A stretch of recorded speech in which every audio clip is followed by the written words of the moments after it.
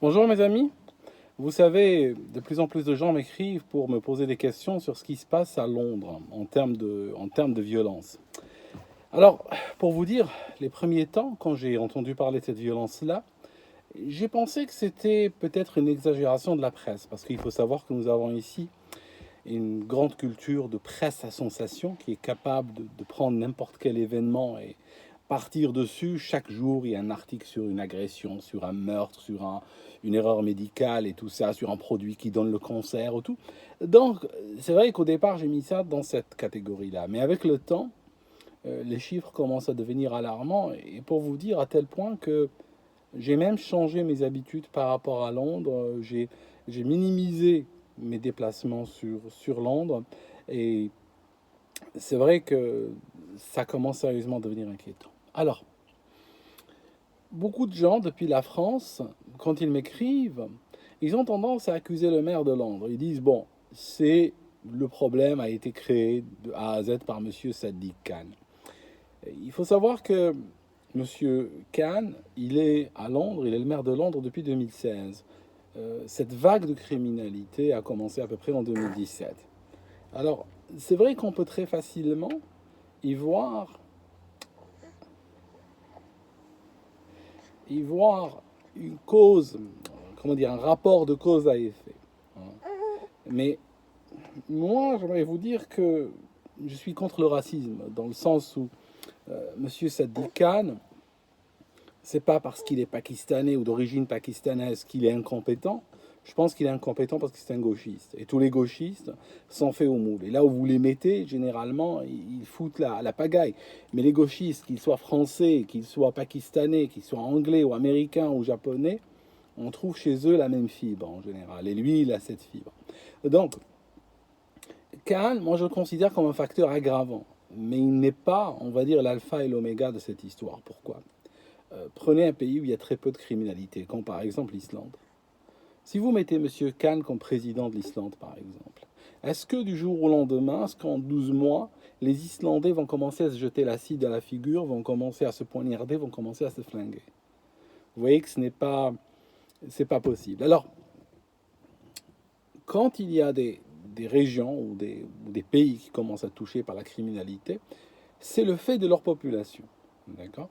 Et là où il n'y a pas de criminalité, ce n'est pas parce que à Tokyo, s'il y a peu de criminalité, ce n'est pas parce que lorsque le gars à Tokyo lève son couteau pour le planter dans quelqu'un d'autre, il y a un flic qui vient lui agripper la main. D'accord? Ce n'est pas comme ça. Londres est en train de s'ensauvager. C'est un ensauvagement déjà, hein, pour parler de manière polie. Il y a un ensauvagement de cette ville. Et je pense que M. Khan a eu un cadeau empoisonné. Déjà, lui, il ne faut pas compter sur lui pour renforcer les effectifs de la police ou les budgets de la police ou autre. Tous les gauchistes vivent dans l'angélisme et quand ils entendent parler d'un crime, aussi abominable soit-il, pour eux, c'est est-ce que ce criminel est en train d'exprimer une souffrance? Est-ce qu'il a un message à nous faire passer? Est-ce qu'il y a quelque chose qu'on pourrait faire pour lui? Peut-être une écoute, peut-être un accompagnement social, peut-être des sorties. Il faut peut-être qu'on change, la société change son regard. Vous comprenez? Ils sont un peu comme ça, réellement. Et ils ont tendance à transformer les flics en assistants sociaux. Et donc, par rapport aux criminels, mais des criminels existent déjà, d'accord? C'est pas eux qui les créent. Par rapport aux criminels, ce qu'on ressent, c'est le recul de l'autorité de l'État. Ça signifie il y a personne qui contrôle personne, il y a personne qui a peur de personne.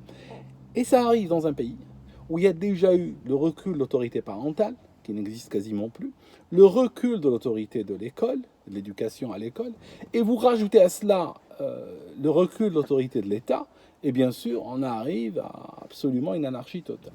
Alors, il y a des schémas qui se voient. Par exemple, j'ai regardé dernièrement, n'est-ce pas, euh, les photos des gens qui ont été tués, et il y a une bonne majorité, pour utiliser un américanisme, euh, d'Africains anglais. D'accord? Beaucoup de Noirs. Il faut savoir que, j'aimerais vous dire un truc simple.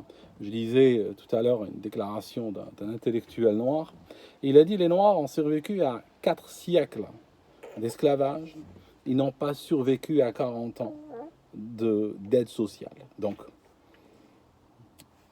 les Noirs aujourd'hui, les populations noires qui viennent pas d'Afrique d'ailleurs ici, qui sont plus des Caraïbes et de tout, sont dans des quartiers qui sont, on va dire, dévastés par les gangs, par la drogue, par la culture du rap, la culture de la violence importée des États-Unis.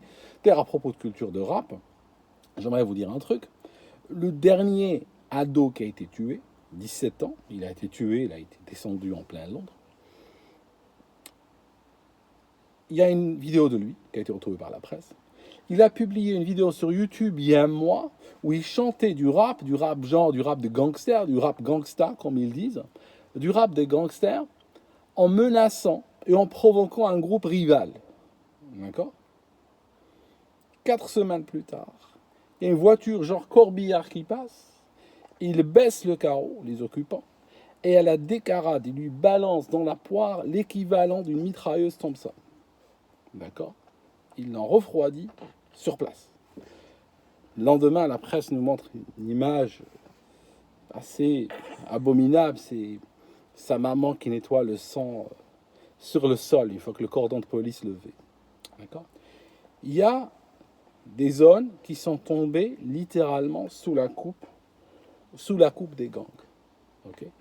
Et ce sont des gangs qui peuvent tuer des membres rivaux, qui peuvent tuer leurs propres membres pour des raisons qui leur sont propres, mais parfois ils peuvent tirer sur des membres du public. Parfois ils peuvent tirer sur quelqu'un parce que, par exemple, j'avais vu ça aux États-Unis, mais j'ai l'impression que ça arrive ici. Quand j'étais aux États-Unis, il y avait mon instructeur qui m'avait indiqué certaines régions sur une carte. C'était en Californie, la région de San Francisco, hein, gauchiste par excellence. Il m'a indiqué certaines régions où il ne fallait pas aller parce que tu pouvais te faire abattre à un feu rouge ou juste comme ça parce que quelqu'un, pour rejoindre un gang, a eu une sorte de tâche initiatique qui consistait à aller abattre quelqu'un au hasard. D'accord ? Et donc, il va abattre quelqu'un à telle rue, il leur dit, voilà, j'ai abattu quelqu'un à telle rue, ils allument la radio, ils entendent qu'effectivement c'est arrivé, et c'est, voilà, le gars est initié. Donc, le problème de Londres, c'est que c'est un ensauvagement. Et pour vous dire par rapport à M. Khan, c'est qu'on constate une augmentation de la criminalité, pas uniquement à Londres, mais même dans d'autres zones de Londres. Pas de Londres, d'autres zones du pays, là où M. Khan n'a aucune autorité. D'accord ? Donc voilà, il y a effectivement un ensauvagement, des attaques à l'acide, de plus en plus nombreuses. Ce week-end, il y en avait plusieurs, dans un bus.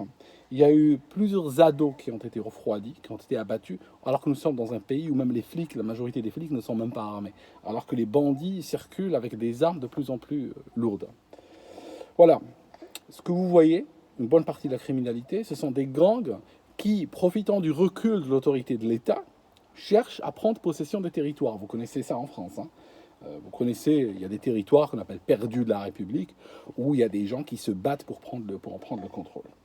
Bon, mes amis, je crois qu'elle a faim. Je vais rentrer chez moi. D'accord ? Donc ça, c'était Grace Hannah. Je peux essayer de vous la présenter. J'ai manqué à tous mes devoirs. D'accord ? Voilà, chérie, regarde. Oh là là, elle cherche à me bouffer. D'accord ? Chérie, regarde la caméra. T'as vu par là ? Regarde. Non. Bon, je vais l'emmener chez sa maman. D'accord ? Et puis, quand elle grandira, elle viendra vous expliquer elle-même. Hein, d'accord ? À bientôt.